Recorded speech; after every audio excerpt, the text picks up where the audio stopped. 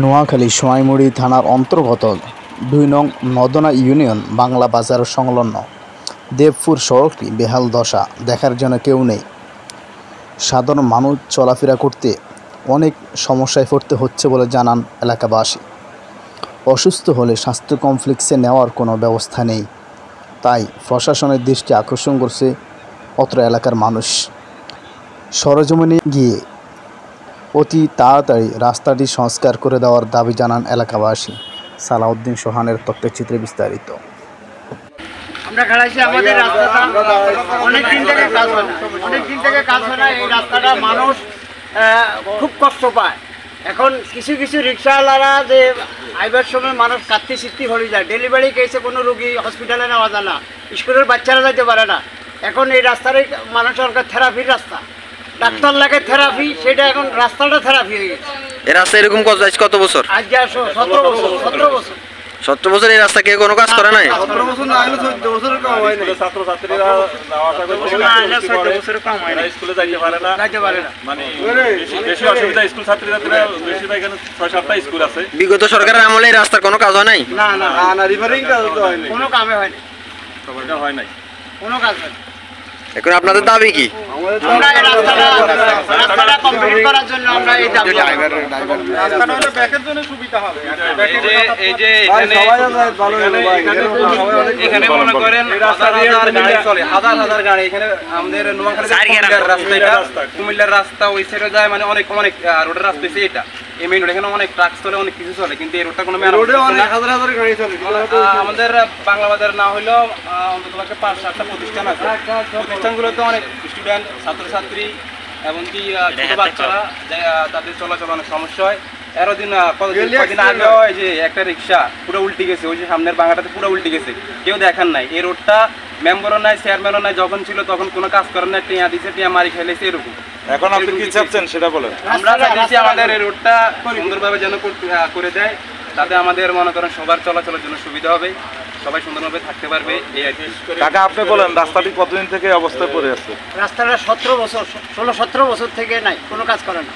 তারপরে মাঝখান দিয়ে কুমিল্লার একজন মন্ত্রী সাহেব করে দেওয়ার জন্য এটা সিদ্ধান্ত নিয়েছিল, কিন্তু কিছু এমপি এবং আমাদের কিছু চেয়ারম্যানেরা এটার অফ করায় দিয়ে কাজটা করার। চেয়ারম্যানের নাম বলেন। চেয়ারম্যান বাবু চেয়ারম্যান। হারুন চেয়ারম্যান।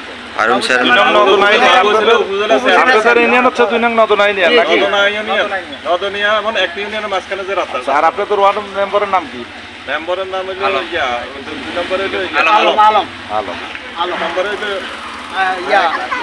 এখন আপনারা কি চাচ্ছেন? আপনারা চাই রাস্তাটা হয়ে যাক, রাস্তাটা সুন্দরভাবে হয়, স্কুল ছাত্রছাত্রীরা বা গাড়িটা জায়গা দেন, গাড়িটা জায়গা করে দেন। নামের নামে একটু করেন ভাই, চলাচল অসুবিধা সব সময় অবস্থা থাকে।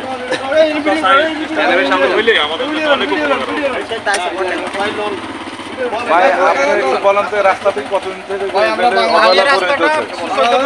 দেখতেছি অবস্থাতে ভাঙাচোরা রয়েছে, মানুষের কত বছর থেকে রাস্তাটা কাজ অনেক সমস্যা, অনেক সময় গাড়ি কাটতে শিখতে পড়ে যায়, অনেক সময় মানুষ অ্যাক্সিডেন্ট হয় এই রাস্তা ভাঙাচোরার কারণে। ডেলিভারি সবাই রুগীরে লয়ে যাইতে সুস্থ মানুষও অসুস্থ হয়ে পড়ে, এমন অবস্থা। এই বড় ভাই আপনি বলেন তো রাস্তাটি কতদিন থেকে অবস্থা? আপনাদের ওয়ার্ড মেম্বার বা চেয়ারম্যান সাহেব ওনারা কোনো সিদ্ধান্ত নিয়েছেন এই রাস্তার বিষয়ে? বা দেখে সিদ্ধান্ত নেয় আজ 17 বছরের জন্য কোনো সিদ্ধান্ত নেয় না। কয়েকবার করেছিল, করবে আর করে না পরে। উপজেলা থেকে 17 বছর মানে 2-1বার মনে কাজ হয়েছে রাস্তার না? আগে একবার করছিল, আর কোনো কাজ করে আমলিক সরকার আমলে একবার করছিল আর করে নাই। না মইনুদ্দিন আমার বাড়ি এই জায়গায়। ভাই আমি এই গ্রামের সন্তান। ধন্যবাদ আপনারা আমাদের সমস্যাটা উঠে ধরার জন্য। আল্লাহ আপনাদেরকে দীর্ঘ হায়াত দারাজ করুক। আমরা আজকে 10 বছর থেকে মানে এই রাস্তাটা অনেক অবহেলিত, মানে এখন মানে গাড়িতে হাঁটি আসাটাও কষ্টকর। এক জায়গায় গর্ত, প্যাসেঞ্জার সব নামাই দিয়া গাড়ি প্যাসেঞ্জারে ঠেলতে হয়। আমরা অনেক কষ্ট করি। এই রাস্তাটা বাংলা বাজার থেকে ওই ডুমুরি পর্যন্ত, কুমিল্লা পর্যন্ত এটা কানেক্টিং সড়ক। ডেলি হাজার লোক গাড়ি মনে করেন যাতায়াত করে। এই জায়গাটার নাম কি? এই জায়গাটার নাম হইলো দেবপুর। কত নম্বর ইউনিয়ন? এটা হলো 2 নম্বর নদনা ইউনিয়নের ভিতরে পড়ছে। 2 নম্বর নদনা 1 নম্বর জয়। আমরা প্রশাসনের দৃষ্টি আকর্ষণ ওয়ার্ড 4 নম্বর ওয়ার্ড। আমরা প্রশাসনের নাম কি? আমার নাম মোহাম্মদ দেলোয়ার হোসেন। আমি প্রশাসনের দৃষ্টি আকর্ষণ করতেছি দ্রুত আমাদের এই রাস্তাটা মেরামত করার জন্য। অনেক রুগী গাড়ি থেকেই অ্যাম্বুলেন্সে করে না, অ্যাম্বুলেন্স তো ঢুকতেই পারে না, যে গাড়ির মধ্যে রুগী মারা যাবে এই অবস্থা দিকে। এরকম বাংলাদেশের মধ্যে আমরা দ্বিতীয় একটা এরকম রাস্তা খুঁজে পাবেন না। ধন্যবাদ।